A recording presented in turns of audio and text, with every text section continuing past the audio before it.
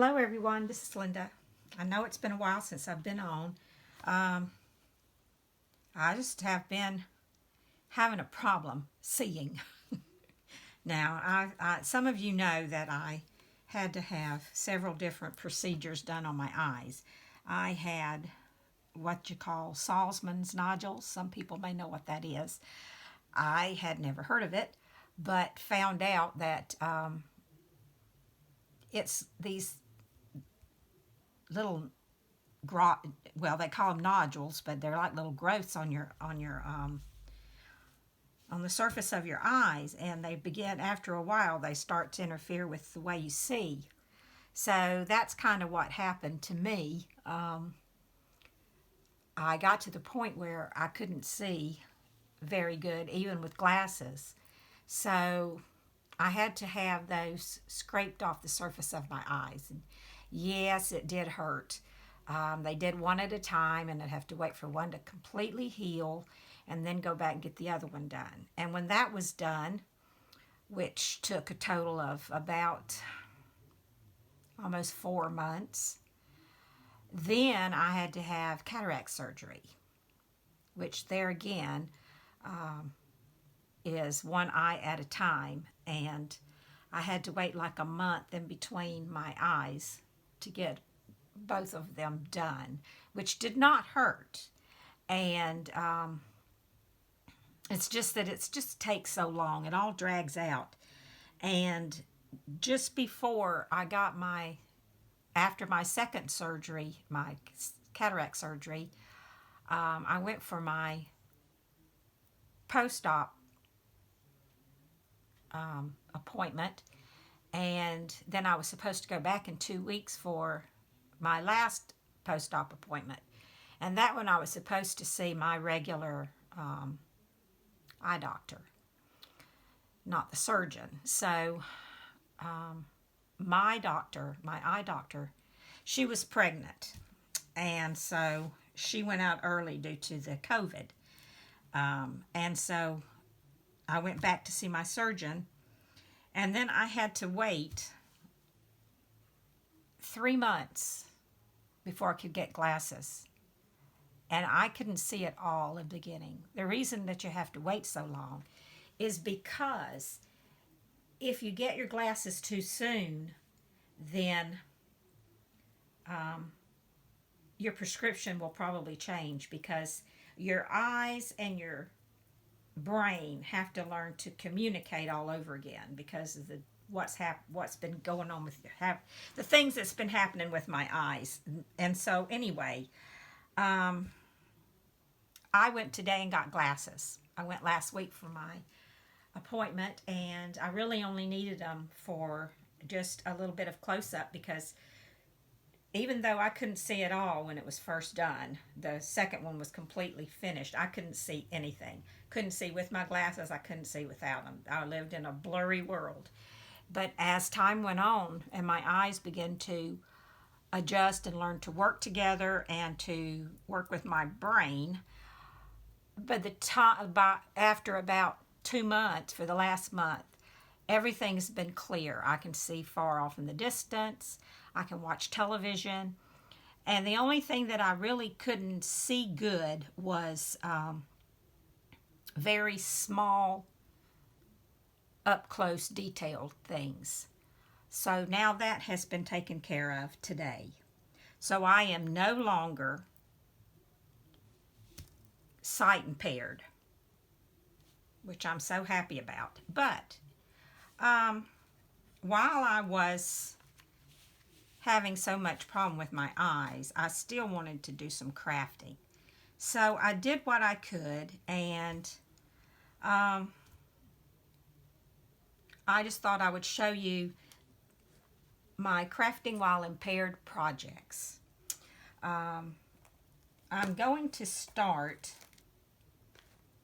they're all journals. Everything I did was a journal.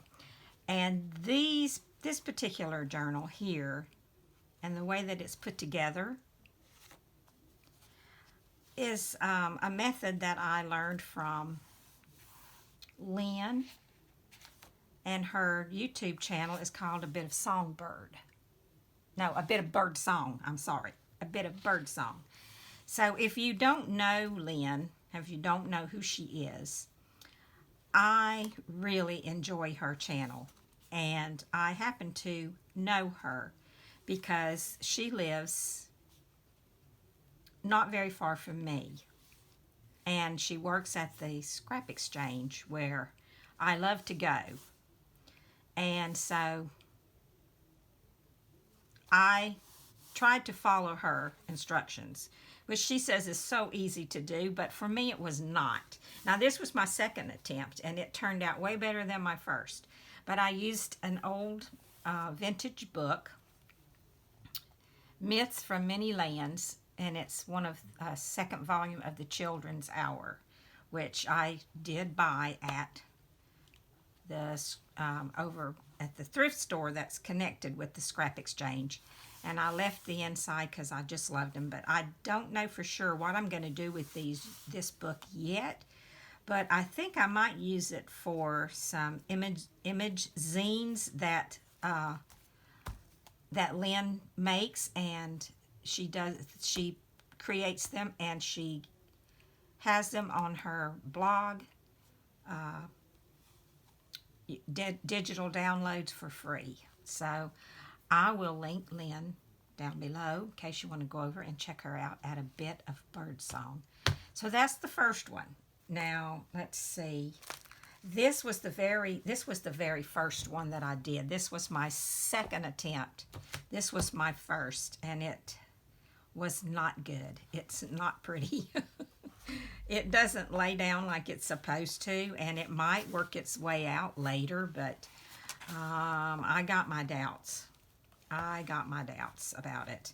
But I used some watercolor paper in this one, and it's a bit stiff, and I've tried to work with it to get it to lay down, but I think I messed up in here somehow. I don't know what I did wrong, but I'm not going to throw it away because I can use it for something. Maybe I can, I don't know. I don't know what I can use it for, but I'm not going to throw it away. But you can see where it didn't turn out like it was supposed to. I'm ashamed almost to show this, but I do have an excuse. I was crafting while impaired, and believe me, when I did this one, I was really impaired. I mean, this was way back when I first started trying to, the first thing I'd crafted while I was impaired was, and that was when I just got the Salzman's nodules off, so it wasn't quite as bad, was my boho journal that I made. But that was, I didn't know what bad sight was at that particular time. But when I did this one, I wasn't seeing well at all. So anyway, there's nothing in, most of these they don't have anything in them because I couldn't see well enough to do a whole lot of embellishing. So I also made this, and this is supposed to be the Pack Rat journal, which is a tutorial that Nick the Booksmith did. So I tried my hand at this one, and I was seeing better when I did this, but because it hadn't been that long ago she put this on, and I kept the old spine piece of cloth off the spine here, and this was an old Elson Gray Basic Readers. This was book 3, and it was in pretty rough shape. That's why I just chose to use it. So I just picked a piece of I don't know, I think it might be upholstery fabric. It's a heavy fabric, maybe drapery or something, and I used that to make the cover. And I did this 5-hole, was it 5-hole pamphlets? Yeah, 1, 2, 3, 4, 5-hole pamphlet stitch. I think that's what it was. Anyway, it's sewed in somehow. And I did use some pages from the reader. I used the first page here. And this was the copyright 1936. It was first printed in 1931, and this was 1936 printing. And then you're supposed to use a lot of special papers, but I really didn't do that. I just really just put some stuff in here. This was a teacher's planner book that I have. Some parchment paper. I used a piece of old ledger paper. I'm not sure what kind of paper this is. It's something I found at the thrift store. I just like the way it felt. I used a piece of handmade paper that was in a book. Mulberry paper, maybe. No, I think it's handmade. I don't know. Anyway. And so this is the first signature. And there's 7 signatures in here. And this is the second signature. And that was part of the contents of the book. And then it's pretty much got the same papers in it. It just kind of repeats most of the book is a repeat of the papers, and with just different parts of the book as the first page of each signature. And I had to use some washi tape because this paper was so thin it wouldn't stay together if I didn't use washi tape. Now here I used a different book. This is a attendance record from an old school book, and then I used the same pages here. And here I put a coloring sheet.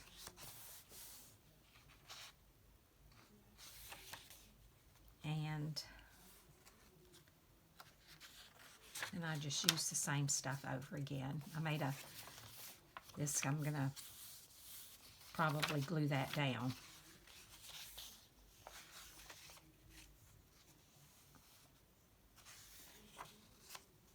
And then I think this is the same. This is the planner, teacher's planner again.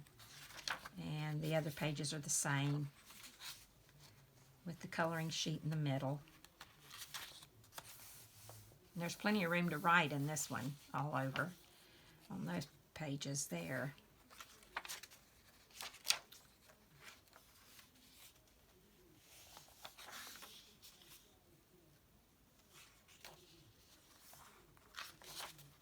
I know it's kind of a boring book because I just I use some papers that I don't normally use, but I wouldn't call them, real special papers that I'm saving. I just don't think to use them. And I just went digging around and found these, and here I use some Braille. And I don't think I had used any of that before.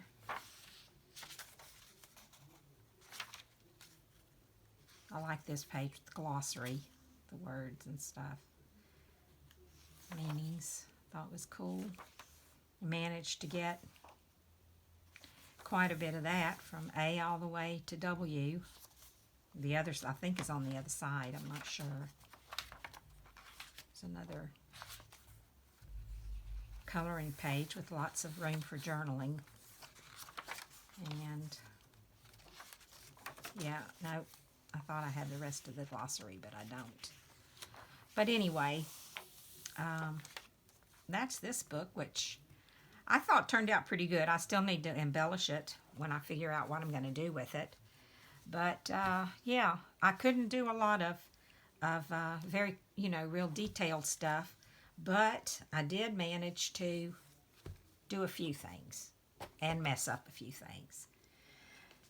This I started, got frustrated and quit. I actually started this right before I started getting my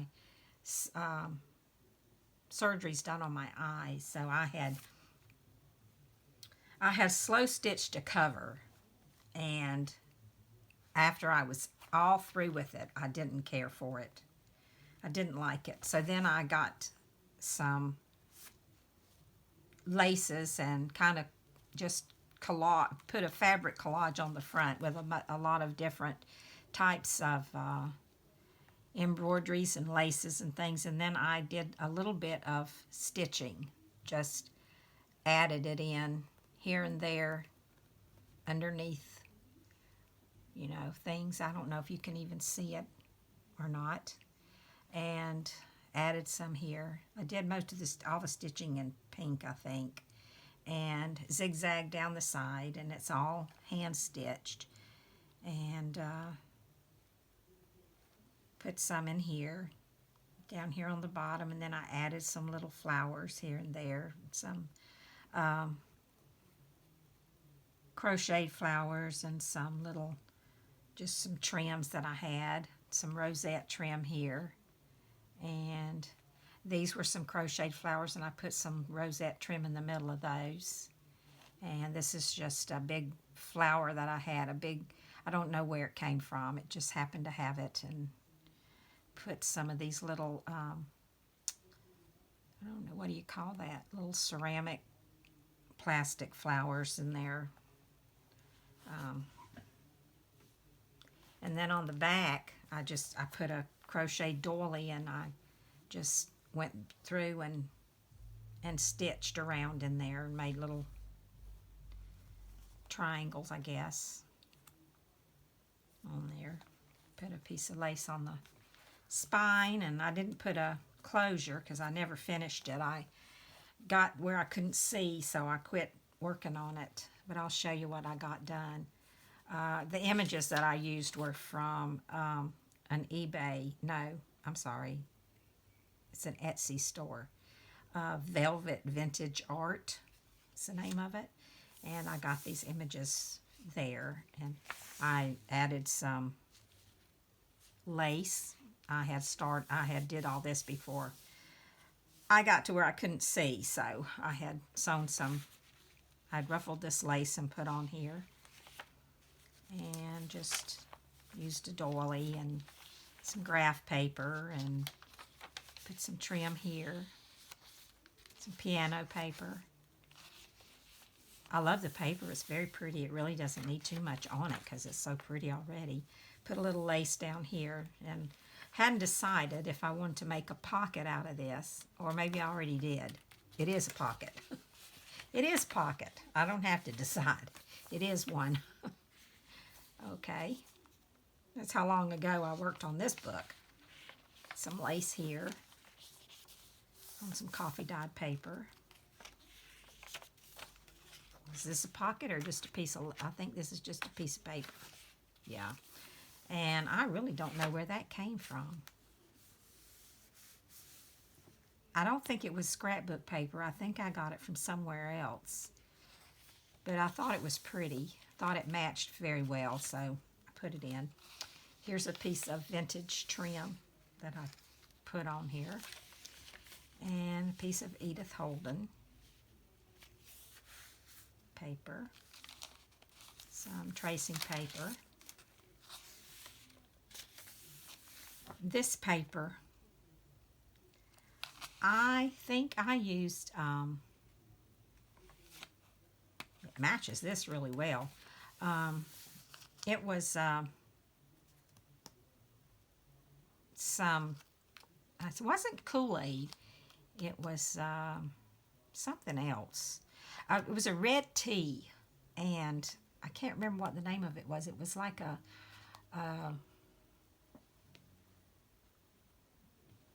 some kind of rose geranium tea, I think it was.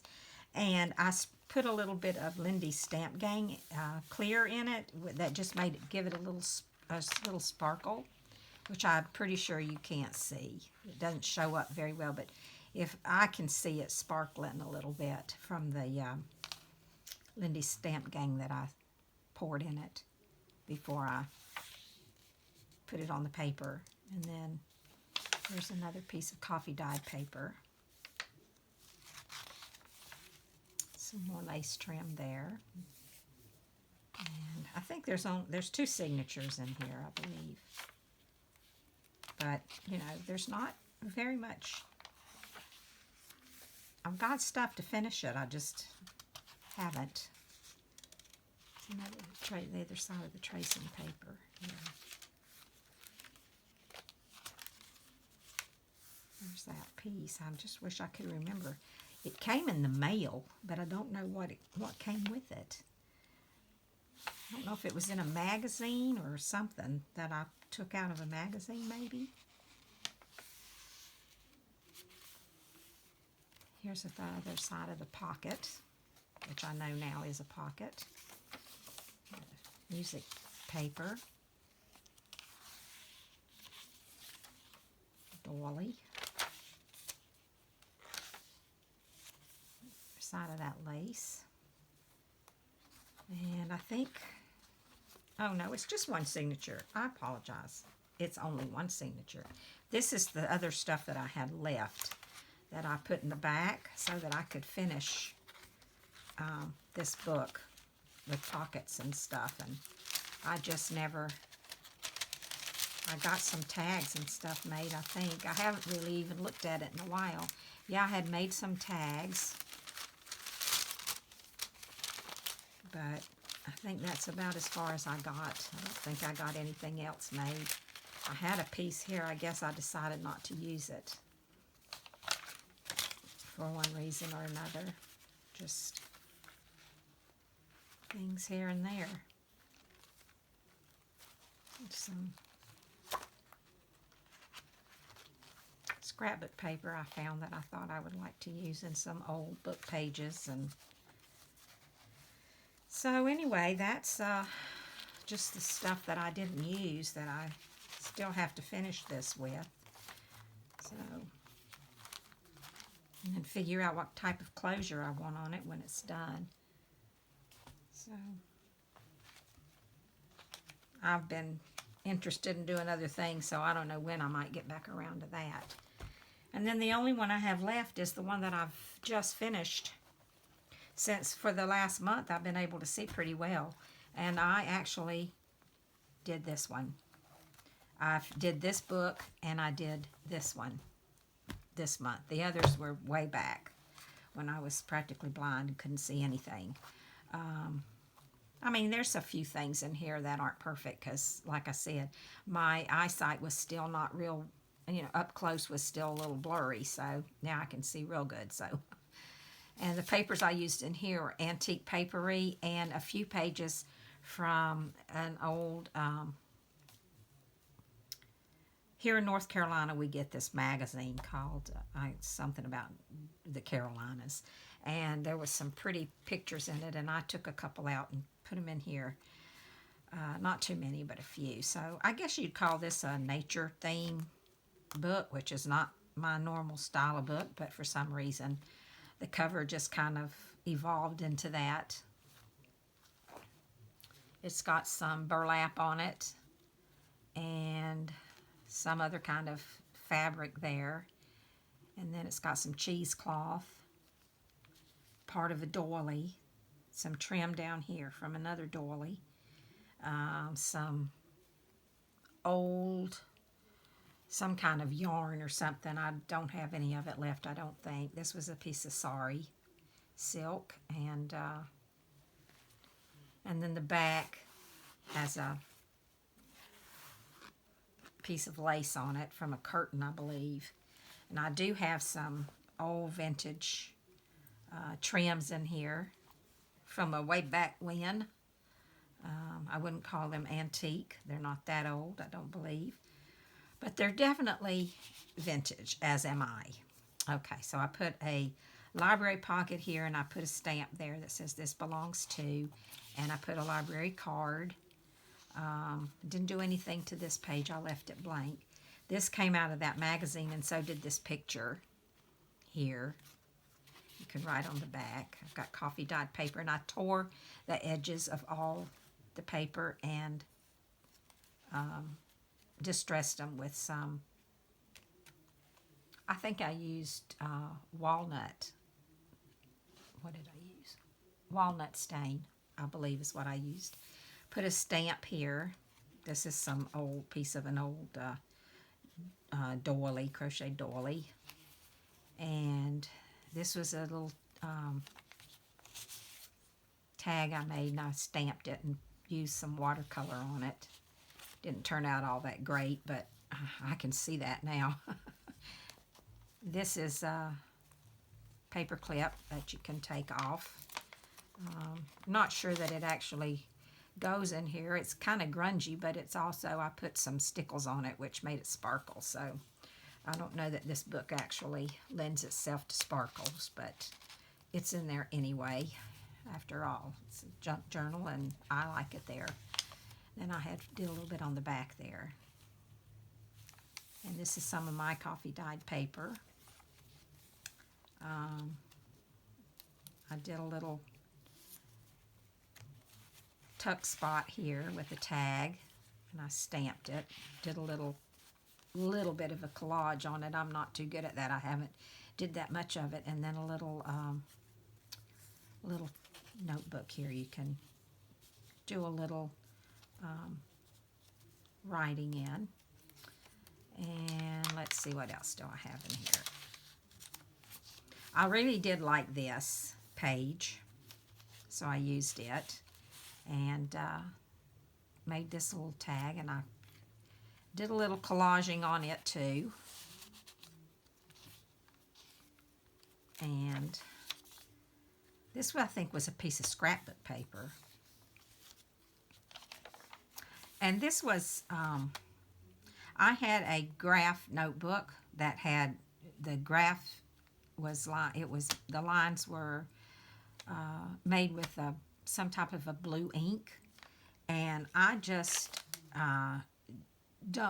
just put the whole tablet down in some leftover coffee dye that I had, some coffee that I had, and took it outside and laid it. And it took it like, I did it last summer when it was really super hot and it was dry, and I left it laying outside for like 2 or 3 days, and it dried, and I love the way that it turned out. It just, all the colors ran with the coffee that was in the pan, and I just like it. I love it. I use it not a lot, but I might now that I can see again and get back to doing things. This is a little fabric flip with some paper in here that you can put notes on, and it's what do you call it, perforated. You can tear that off. And then I made a little pocket here and put a little sunflower in there. You can write on the back of. Here's another little tuck spot that I use with the, this was a one of those scented, it was a scented piece of paper that goes in your drawer, but it doesn't have any smell anymore. But I thought the color went nicely, so I used it in here.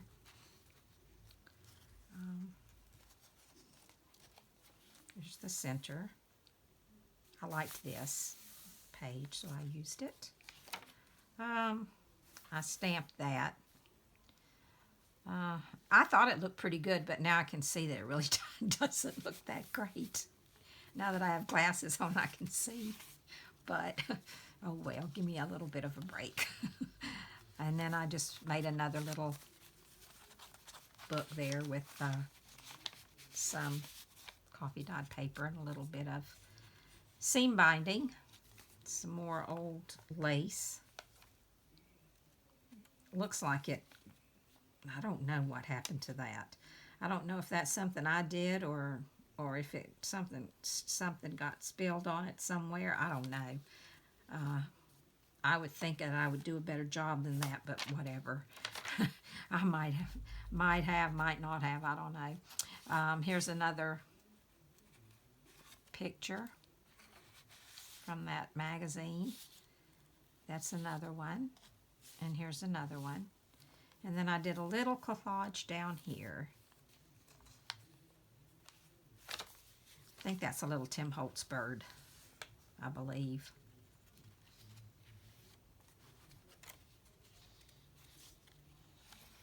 I think I'm about to the end. Some more of that. Nope. Yeah, this one smells a little still. It smells so good. Oh, it used to smell so good. It's Dulce Vita, I think is the name of it. And I have some of the scents that you melt in the little melter thing. And oh my goodness, it smells so good. It's made by Tyler Candles. I don't know if you have ever used any of those, but oh my goodness, they smell so, so good. They are worth every penny. They're a little pricey. Stamped on there. Which I don't have any of the candles. I never bought the candles. I bought the wax melts and the drawer liners, the drawer scent sachets. There's another stamp. Here's a belly band with just a little tag in it. And here's a glassine bag with 2 big tags.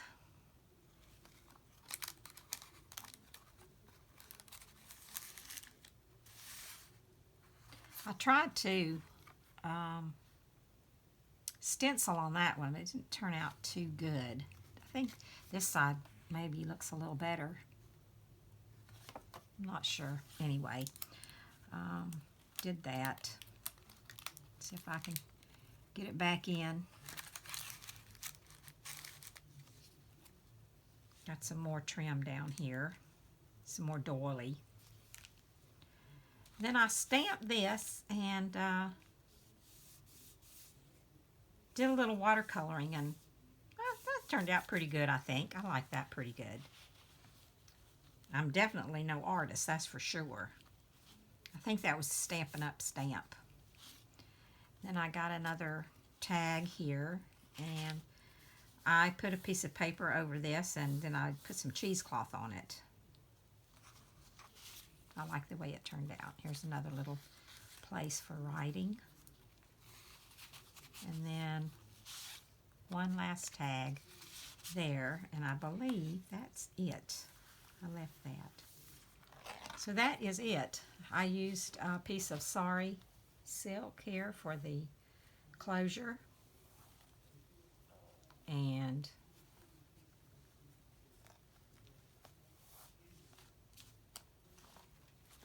yep, so that is my projects that I have worked on while I couldn't see. So anyway, I just want to thank you for stopping by and looking. If you're still here, thank you so much. And I'll leave a link to Lynn at A Bit of Songbird down below. Nope, A Bit of Bird Song. I don't know why I want to flip that around. I know better, but you just have to excuse my senior moments. It's getting kind of late. It's 10 to 7, and my mind's kind of slowing down for the day. Not that it ever sped up to start with, but anyway. Thanks for stopping by, and I will talk to you guys later. Bye for now.